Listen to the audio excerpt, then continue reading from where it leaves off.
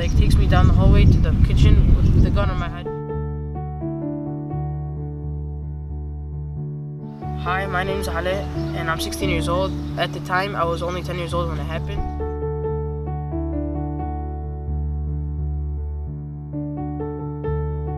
It really, changed my life physically, mentally, and until this day, I still think about it. Everywhere I go, I just look at myself and see myself differently when I don't have that person or human being in my life.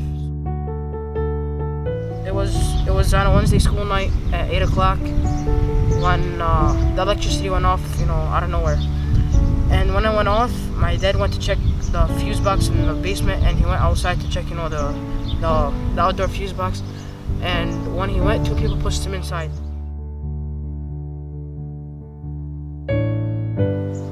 The two people were wearing hoodies. As soon as they pushed him inside, they put him in the kitchen, and they pushed my mom. The first time they just pushed her down the stairs. And when she went down, she grabbed her, cell phone, and she called 911, and she kept the phone on the countertop.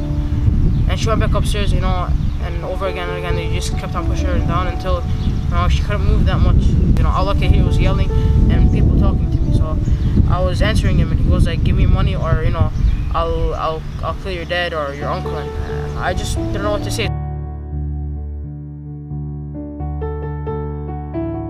And so my dad told me, go call the cops in Arabic. So when he told me that, I went to the back, to the hallway, and I went to my parents' bedroom, and they had a phone on the nightstand. So I grabbed it and I called 911, and they started asking me a bunch of questions. What's your name? How old are you?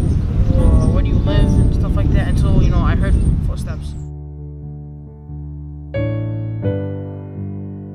So I put the phone under the bed. The person comes and he grabs me, and he takes me down the hallway to the kitchen with the gun on my head, and he told me,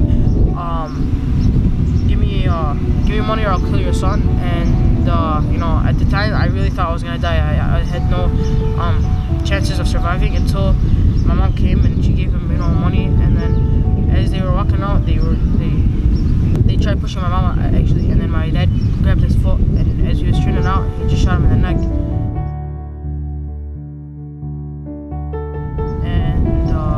And once he shot him in the neck, they got away, and my neighbor came in, and he jumped the fence, and he grabbed my dad, and then he threw him over the fence, and he put him in the car, and he took him to Henry Ford Hospital until they got there. And by the time they got there, the blood was finished.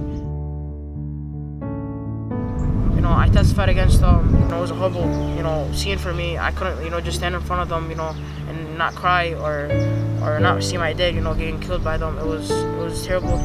And Alhamdulillah, now they're in jail. What I learned is not everyone could stay.